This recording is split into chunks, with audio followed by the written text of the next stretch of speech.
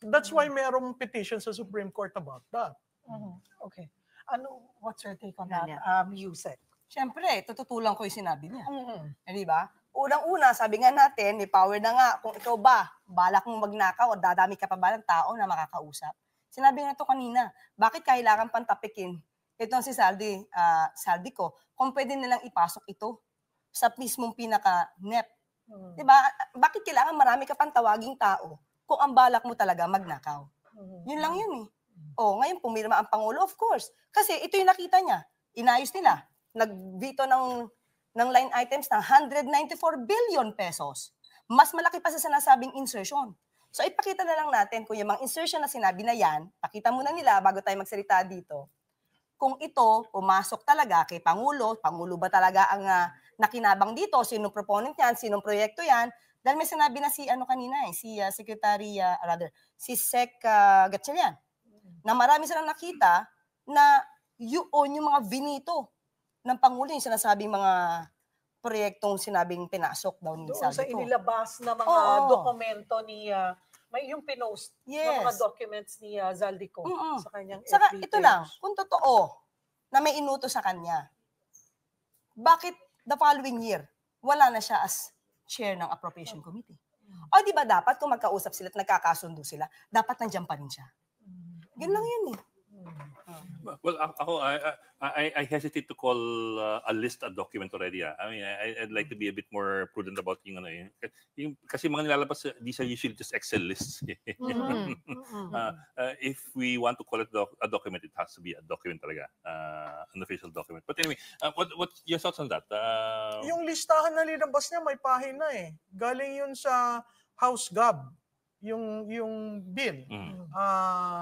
So again, whether that was vetoed or what, the fact remains there was an insertion. Whether whoever received the money, the fact remains there was an insertion and that it forms part of the House General Appropriations Bill.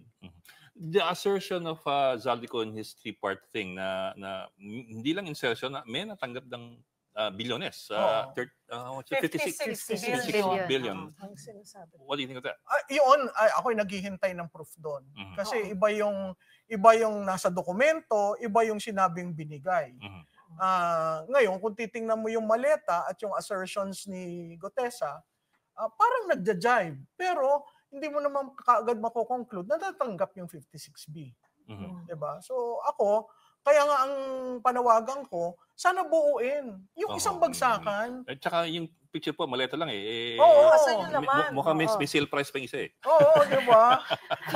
So, pero pag nakita mo si Guteza, bakit lahat hindi alam kung nasaan din siya? Si Gutesa, siguro alam ni Yusek kung nasan si Gutesa. Bakit naman sa akin ibibintang? Baka kayo may alam. Total, kayo naman yata may kakilala dyan. Hindi, ikaw nasa gobyerno eh. Pero teka lang, sino ba nag-present sa kanila? Hindi ko alam kung sino nag-present. Please do not accuse me. Hindi may nag-present dyan. Baka kaalyado nyo nag-present dyan. Hindi. Ayan ang propaganda. Biro mo ang assertion mo, ako kasama. Ba't mo hinahanap sa akin? Baka alam mo. Alam mo, pag ikaw ang estado, never mind. Well, let's I respect this show. I do not want to go to the gutter. Don't start kasi. You're putting something to me. But you are representing government. But still, bakit ko malalaman? Hindi ako nag-present dyan. Bakit mo sa akin ipapaturo You can sa akin always na say malamang it alam in a ko? very nice way without insulting people. You don't have to start. You don't have to start. Let's ask each one. Do we have any information from either end? Any information from either end of where he is? No, I don't know. There was someone who told me that he is in the custody of government, agencies of government, including the family. Including the family? Including the family. So, do I know for certain? No, it was relayed to me. Am I part of the scheme that some people would say I am part? I am not. I am just an ordinary citizen who loves this country and would like to comment on certain things. Tinanong natin yan sa Marines eh. At sinabi nila na wala sa kustodiya nila, walang nakakaalam. Siguro ang dapat na natin tanong si Mike Defensor. We asked Mike Defensor again. Medyo nagbago yung kanyang tono na parang as far as he knows, kasama yung mga dati niyang kasamahan. Hindi na klaro ngayon sa second version niya if we're talking about active duty or mga retired. It was just House Speaker, dating House Speaker Martin Romualdez. Siya rin napakahalaga na dapat yung sinabi ni Congressman ko, buuin niya. Huwag yung striptease. Kasi mahirap yung striptease dahil subject to interpretation ng bawat isa. Hindi mo nakukuha sa ba talaga babagsak o dedireksyo yung kanyang mga sinasabi. Ano pong masasabi? I think they both agree naman, at least as far as that's concerned. Dapat kung may sasabihin na lahat. Tama ba? Parang yung sinasabi. Series nga kasi meron silang binabalak siguro. Series lang to. It's definitely a drama. Yung bakit hindi na lang siya umuwi? Kasi may mga puna, syempre bigyan natin ng boses yung mga kababayan natin na nasa social media, mga pinopost nila, no, na kung handa ka nang sabihin lahat, isiwalat lahat, handa kang harapin yung mga ginawa mo, bakit hindi ka nang umuwi? Regardless daw na may banta sa buhay niya. Taong bayan, yung Ghost Project na filean. Na may umusad. May 110 days na. Diba? Meron na po na-file. May na-file na po. Kung hindi po kayo updated, Ghost Project? may na-file na po. Ilan? Sa si Secretary 482? Vince. Ilan ang 482? Hanapin ko po sa kanya, pero may na-file na po.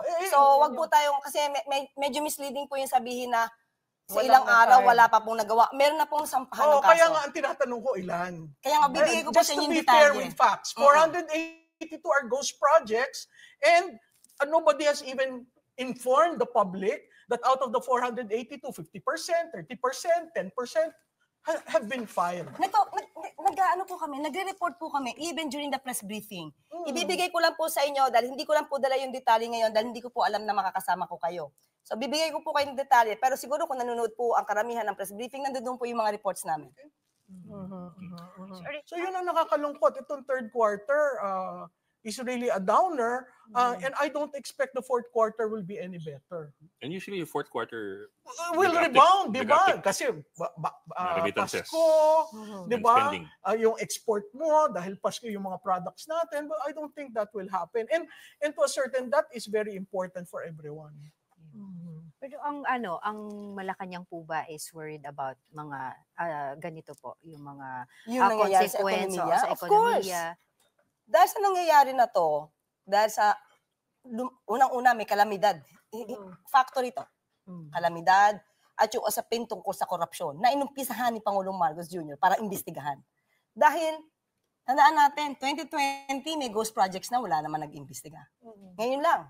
Dapat nga itong mga call for against corruption noong pa to Pero si Pangulong Marcos Jr. ang nagpaumpisa.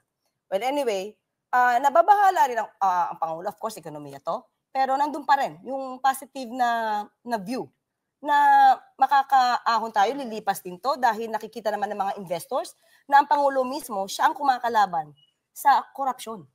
At sana nga, wala na lang yung ibang mga obstructionist na, nang iintriga pa.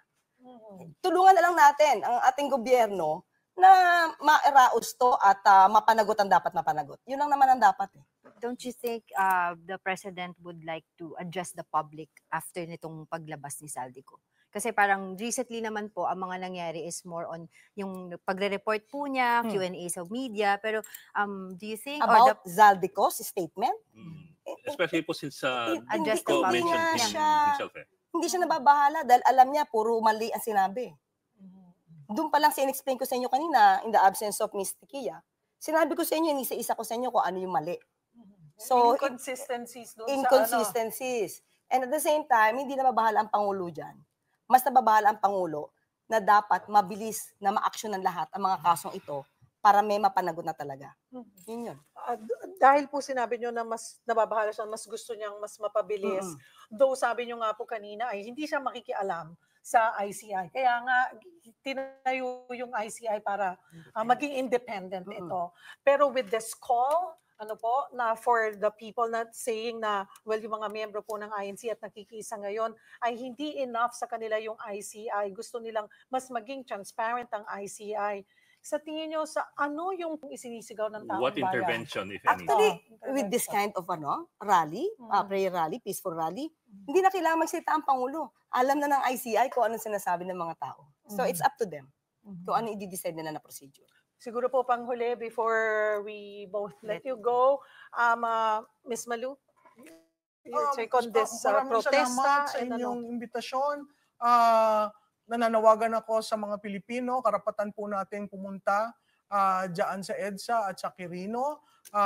Karapatan po natin, bakit? Dahil kung natatandaan niyo yung social contract, lahat tayo may karapatan, certain rights binigay natin sa gobyerno para pamahalaan ang ating buhay.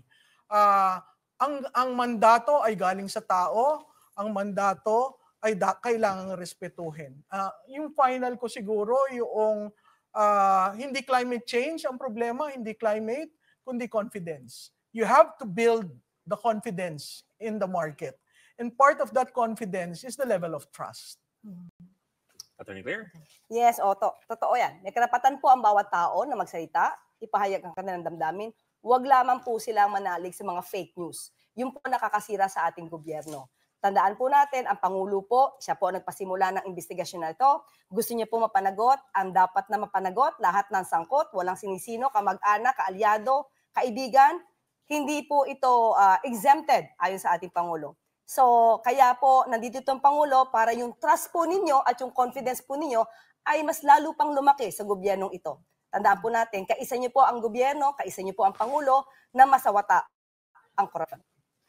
Marami pong salamat sa ating mga panauhin, ang ating political strategist at founder and CEO ng Publicos Asia Incorporated, Ms. Malu Tiquia. Thank you for coming. And of course, yung kanina pa nating kasama, Undersecretary Claire Castro. We appreciate po Thank you. talaga the Salamat po time, sa the oras. effort, Salamat po. and yun nga, we of course we want to have a multitude of voices so that people hear everything. Hindi kami nag-usap pero magkaterno kami ng suot. Oo nga naman.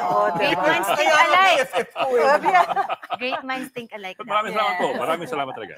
Thank you. Kayo po ay nakatutok pa rin dito sa protesta special coverage ng News 5, One News at 1PH. Simulcast din po yan sa True FM at True TV Channel 19. Mga kapatid, balikan po natin ang update sa